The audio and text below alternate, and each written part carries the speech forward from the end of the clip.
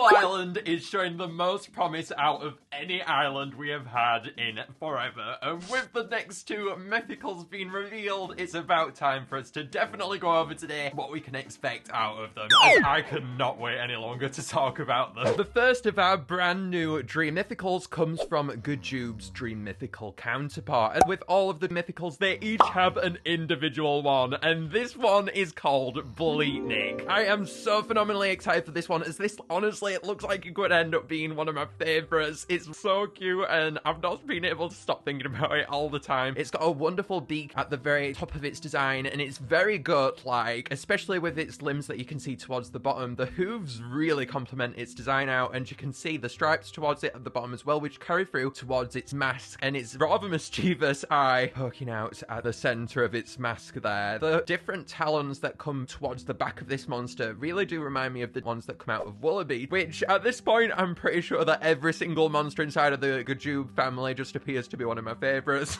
Because with Gajay, they were also one of my favorites, and I am really excited for this one. Then the second one that we have comes from Strombonin, but rather than Strombonin, actually Strombone, the instrument that Strombonin holds. Inside of this one's dream, we see Cranchee. Cranchee is, well, as the name calls it, Cranchee, is a huge squid that has a beard on it and hair at the very top of it. It definitely seems to remind me of Squidward for this one, and I think that's also going to carry through onto its sound. This one has tentacles towards the bottom of it, and definitely has that kind of vibe where it's just done with the world and wants to just see everything end. At the very top of this one too, you can see speakers coming out of this one, and a very speaker-central focus theme that I think will also carry through onto its sound. Now, with these two monsters then, I definitely want to go back to Bleatnik for a little bit. Bleatnik, as we've been over, links to Gajube, and just like how Gajube was in fact inspired by the Beatles, Bleatnik is also inspired by that, and it's also a very sleep-loving monster, just like to our Gajube. So both of those share an immense similarity, just like to Cranchee and Strombone. For Bleatnik 2, it has been revealed that it is going to be a vocalist. Seeing as though it's going to be a vocalist, going by that hugely cute design that Bleatnik has, I am expecting for this one to have a very cute and easygoing voice, and seeing as though it's linking back to the Beatles, I'm expecting it to be very calm, almost Lamok style, but not like that in a way, as I expect it to communicate cuteness more so, if that makes sense. And I'm expecting for this one to play inside of the Jive verse, the one with Catalyst and Sporo. At the moment, that seems like that would most fit Bleatnik, purely because it's a very easygoing verse, and Bleatnik definitely seems that cute type that wants to go inside of that one. Alternatively though, other than it playing inside of the Jive verse, I could see Bleatnik playing with Yorstridge and Gajube inside of their second tracks. That's my favourite part inside of the song, so if Bleatnik did play there, I would be so excited about that, as Bleatnik already looks like it could end up being one of my favourites, so if it did play there, that would just seal the deal for me. I definitely think this is a more unlikely option, as I see them wanting to fill out those verses, specifically with them having these Dream Mythicals come out towards the very start. I'm imagining them filling up those verses. I'm expecting for it to carry out that more psychedelic theme towards the island, dreamlike. Cranchee's gonna definitely oppose that a lot more. Cranchee is based on Strombone, the instrument, as we've been over, and is a lot more cranky, and judging by the song having so many influxes of different genres and being a lot more of a wacky take over any island that we've seen as of recent, with this being another vocalist monster and it probably having a deep voice too, judging by how it's quite cranky, I'm expecting for this to conflict with Bleatnik in a really massive way. Cranchee is likely to have a weird distorted tone towards it. I'm expecting really big effects for this one, seeing as though on its tentacles you can see those microphone outputs, and on the very top of it you can see speakers. It seems like those might be integrated into its sound, and for that reason I'm expecting quite a lot of effects maybe placed on the vocal tones of this monster, and in actual fact maybe those could tie into different sounds that the Cranchee does play. Maybe one effect could be coming from its tentacles and then the other could be coming from the speakers at the top. I'm not sure if they go that far, and it might just be a design choice that's been made here, but with all of these different options available, I'm just pointing out the different ones that are on the table here. I would expect for these effects, though, to definitely feature an echo-like wail, and for Cranchee, even though it's going to be quite a cranky monster, for it to evoke, yet again, that sense of dreams, and even though it's going to have that deep tone towards it, I don't think they're going to contrast to that vibe so heavily in a way, and therefore I do think it's going to be more so like a deep wail that on-goes throughout the song, and that rather just features effects. It's similar to how Catalyst does inside of their sounds as well. There was so many effects placed onto that if you listen to it. For where they are going to play it, I do think they are going to play it inside of Sparrow's solo. That's got a much more deeper tone towards it over the other ones. If you look at the other verses, they're a lot more uplifting, and therefore I might actually expect Cranchee to only solely play with that part with Sparrow. I think it's definitely open for Cranchee again to play it elsewhere, seeing as though they could alternate the whale sound based on the effects idea that we've said, but then again, I am expecting for it to just play there. I think for Bleatnik, it's a lot more open towards where it could play, but for Cranchee, I think it's a little more limited. So far, the different genres have clashed in a massively complementive way, and I think adding in these two monsters which clash against one another once more is going to add even more of an influx of these different conflicts inside of the song and sprout it into even more of a grand take, which is going to be very exciting to see. For how many more mythicals that we have, though, we have 10 mythical monsters left after this. We have the 4 mythicals from Water, Earth, Haven, and Oasis, and then we also have their 4 Dream mythical counterparts. And then, of course, we have Bleatnik and Cranchee. Bleatnik is going to be releasing on the 5th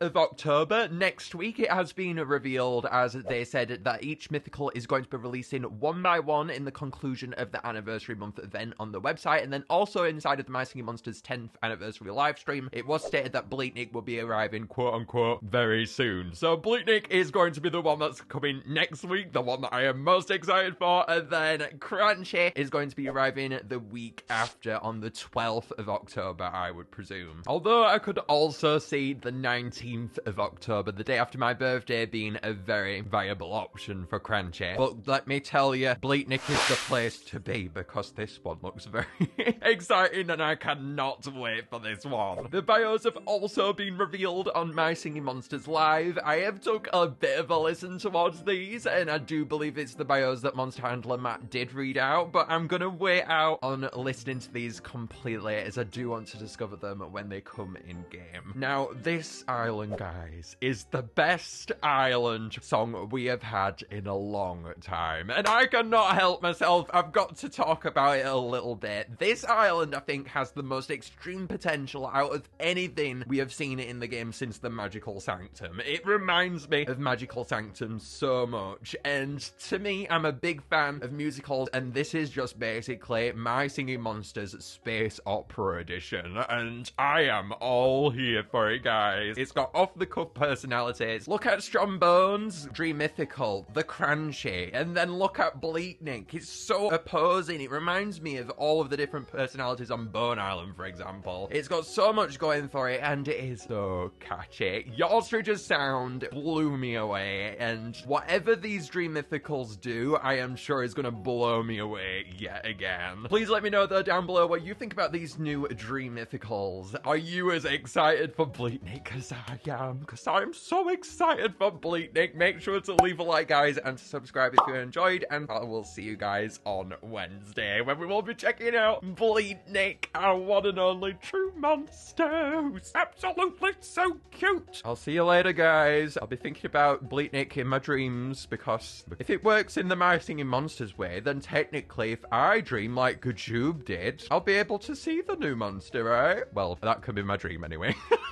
I'll see you guys later though for now. Bye, guys.